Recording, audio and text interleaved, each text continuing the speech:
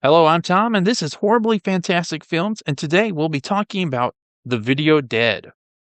The Video Dead is a very low budget horror film. It has goofy special effects, at times very jarring dialogue, and the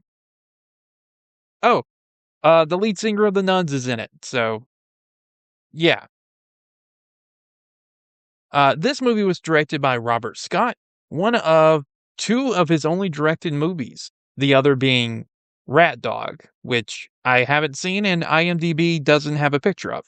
Robert, though, would go on to spend the rest of his career as an assistant director on a number of TV shows, including Jag, House, and Banshee.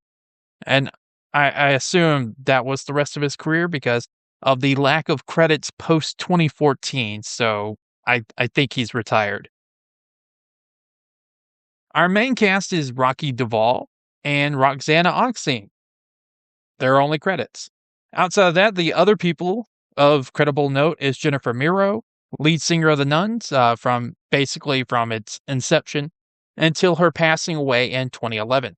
She made a few appearances in other movies like Jungle Assault and Dr. Caligari. The other person of interest, even though he's only in it for like maybe 30 seconds, is Anthony C. Ferranti. He plays one of the undead, not Ironhead, but one of these. I assume maybe this one. But Ferranti is most famous for being a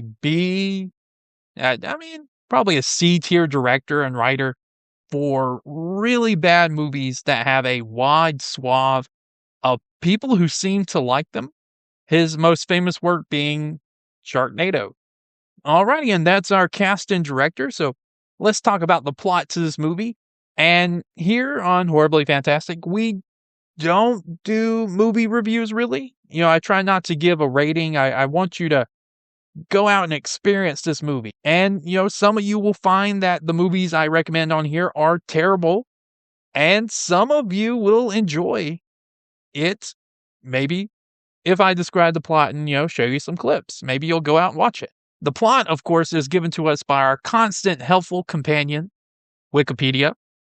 And sure, Wikipedia forgets scenes, doesn't explain why certain things are happening, and just all around a bad source for help. But the reason I use it is, it prevents me from having to write the plot, so yeah. A unsolicited TV is delivered to a writer's house. Mr. Jordan's house. I already know Wikipedia is not going to use his name, even though it's one of the first lines in the movie. Yeah? Well, good morning, Mr. Jordan. Yeah. The writer, discovers that the only program the television is capable of picking up is a seemingly endless, plotless, well, I wouldn't say plotless. It's not really on long enough to reveal if it does have a plot. Anyways, it's a black and white zombie horror film titled Zombie Blood Nightmare. Despite unplugging the television, it reactivates and spawns the film's zombies: Jack, the Bride, Ironhead, Jimmy D, and Half Creeper, whose names you only know or discover is because of the credits. Because, their names are never muttered or given outside of the credits, except maybe the Bride, who is only identified because, she's wearing a bride outfit. Anyways, they attack and kill the writer, Mr. Jordan, once again. The next day, the delivery men arrive to claim the set, realizing it was meant to go to the Institute for Paranormal Research, bound in his front hallway and dressed in party clothes. And by party clothes, I guess they mean the party hat, because the rest of him is still wearing PJs. 3 months later, teenagers Zoe and Jeff arrive at the house ahead of their parents, who are moving back to the United States after being years abroad. Great. Now that we're grown up and don't need them, they'll be around. Jeff befriends the dog walker April, and she accompanies him home, where the dog she is watching escapes into the woods. The dog comes upon the zombies that escaped the television set and have since been living in the woods. Yeah, they're not very zombie-like. I should mention that. This may be about zombies, but they are very unzombie-like. The zombies kill the dog just to kill it because they don't eat it. And meanwhile, Jeff and April are searching for it and later find the remains of, once again, a perfectly normal, unharmed dog. which leads Jeff to coming up with some real gruesome and, like worrisome ways to make it look like the dog died. Hey, I've got it. You do? You were walking the dog on the leash, and some total jerk threw the ball to the dog, and he accidentally swallowed it. All we have to do is push the ball down the dog's throat. They'll never know the difference. That is really sick. You think it'll work? Simply saying the dog passed away from old age was apparently out of the question. I don't know why. Anyways, after the zombies were deeply taken aback by Jeff's psychopathic behaviors, they decided to follow the pair back to the neighborhood, probably so they could learn from the master on how to be a monster. That afternoon, a man named Joshua Daniels with his 10-gallon hat comes looking for the television set that, for some odd reason, wasn't claimed by any of Mr. Jordan's family, or should I say, writer's family, and was instead moved, maybe at least put in storage. But Daniel claims he bought the TV at a yard sale and mailed it to the Paranormal Institute after it killed his wife. Why mail it to the Paranormal Institute and not just smash it with a hammer? Well, that ruins the whole entire movie, that's why. Jeff turns him away, but later that night discovers the television set, which was mysteriously migrated to the attic. Or maybe one of Mr. Jordan's family members moved it to the attic instead of claiming it. Wiki.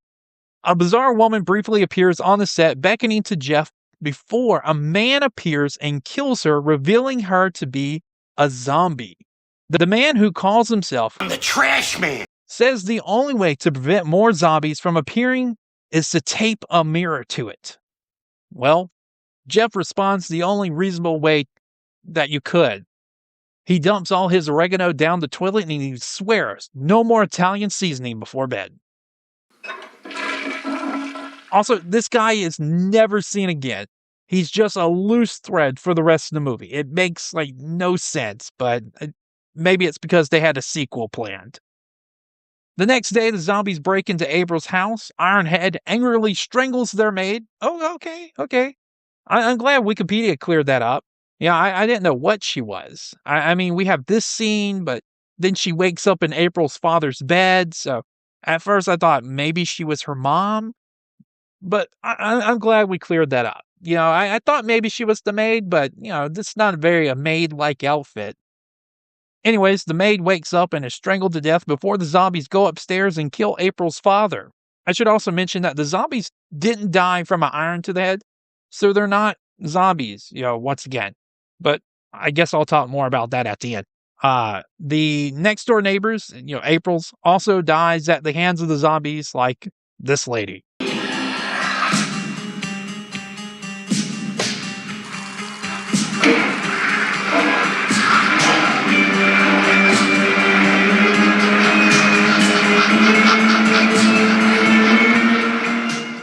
Jeff and Zoe and April barricade themselves inside of their home along with Joshua, who has returned to reclaim the television set.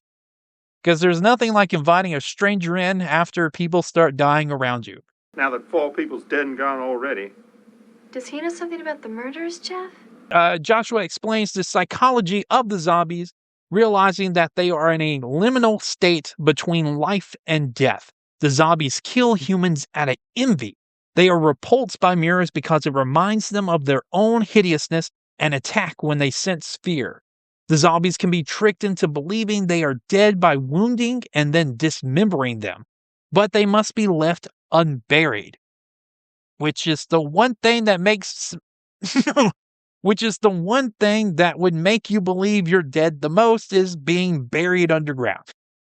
But okay, that doesn't make sense to me. They, the zombies, can also be destroyed by trapping them in an enclosed space, which causes them to enter a psychotic state, upon seeing each other's ugliness, and cannibalize one another, which is the only time the zombies actually act like zombies. Despite the fortification, Jimmy D breaks into the house and incapacitates April. Zoe and Jeff lock the zombie out of the house after it leaves with April's body. I mean, this makes it sound like they're monsters. I mean, well, Jeff is a monster. The next morning, Joshua and Jeff head into the woods to hunt down the zombies, finding one and filling it with arrows. Now, this is not actually in the plot written by Wikipedia, but Jeff pitches a fit before Joshua relents and lets the little psychopath butcher the zombie with a chainsaw. You're not gonna believe this. My absolute all-time favorite horror movie is the Texas Chainsaw Massacre. Look, I saw him first. I shot him. It's only fair that I get to use the chainsaw. Sometime later, after discovering the nest where the zombies apparently hang out, everybody needs a place to drink and smoke cigarettes, Joshua sets a trap and takes up a sniper position while Jeff is used as bait. Finally, the little psychopath is used for something good. Using a bow and arrows, you couldn't find a gun? This guy is from Texas, and he couldn't find a gun. They shoot and incapacitate all the zombies but the bride, whom they pursue into the woods. Joshua is killed, and Jeff gets trapped in a shed. Apparently a different shed. There's a lot of sheds in these woods. Unless Joshua didn't tell Jeff that he discovered. Well, let me read a little ahead. Oh, okay. I'll let Wikipedia finish what it wants to say first. Jeff hides where he discovers April's dead body, probably gagged on a ball. But yeah, why didn't Joshua tell Jeff he found April? And Joshua apparently had no problem with April's dead body behind him, since he falls asleep while the zombies are trying to eat Jeff. Apparently everybody's just either a functioning psychopath or maybe they're all sociopaths and they can just turn their feelings on and off. Anyways, the bride, having armed herself with a chainsaw, kills Jeff inside the shed, but not before she is decapitated by Jeff using a hatchet. And the last words Jeff says is April's name, the girl he knew for 2 days. Also, during those 2 days where she swooned him, he made out with the mysterious lady from the TV, so, The other zombies, though, wake up, shaking off their illusions of death, and make their way back to the neighborhood. They return to the house, where Zoe is alone. Remembering the zombies only attack when they sense fear, Zoe invites the zombies in, and they become docile. They have dinner, watch a little TV. Eventually, the bride and the zombie with the glasses, they get married. Zoe goes off to college. It's a real sad event, having to see their little kidnapped victim off to college. No promises that she'll come back, but that's the great fear of every kidnapper. Oh, I'm sorry. That was my rewrite for the movie. That's not what they did in this. Zoe actually discovers a mirror on the basement door and tricks the zombies into entering the basement, and they go berserk. After they consume each other, their remains are sucked back into the television, and zombie blood nightmare finally ends. Sometime later, Zoe's parents come to visit her in the hospital, finally, taking an interest in their children's lives after one of them is killed. While visiting, we discover Zoe is being treated for post-traumatic stress disorder. Zoe's parents unwillingly bring her the possessed television set from the house, hoping that a familiar item, it's not even hers. And why the TV? She didn't have a doll, a picture. No, we're going to bring the family TV set? Anyways, hoping a familiar item will aid in her recovery. After everyone leaves, the television plays Zombie Blood Nightmare again. Zoe looks at the screen in horror as Jack, within the TV, looks directly at her and starts growling. And Zoe screams. And that is The Video Dead, a movie about a haunted TV set. Or maybe it's a haunted movie that only can be tuned in by the haunted set. It's also a movie about zombies, but also has nothing to do with zombies. They're more like undead demons or something. More like Ring-style ghouls. Or was she a ghost? Either way, they're not really zombies. Also, the trash man never returned. I really wanted to see where he would go. I assumed Philadelphia. He does kind of look like Mark Hamill today, though. But that's the movie. If you are interested in it, go watch it. It's not great. So don't blame me. Outside of that, you guys have a good one.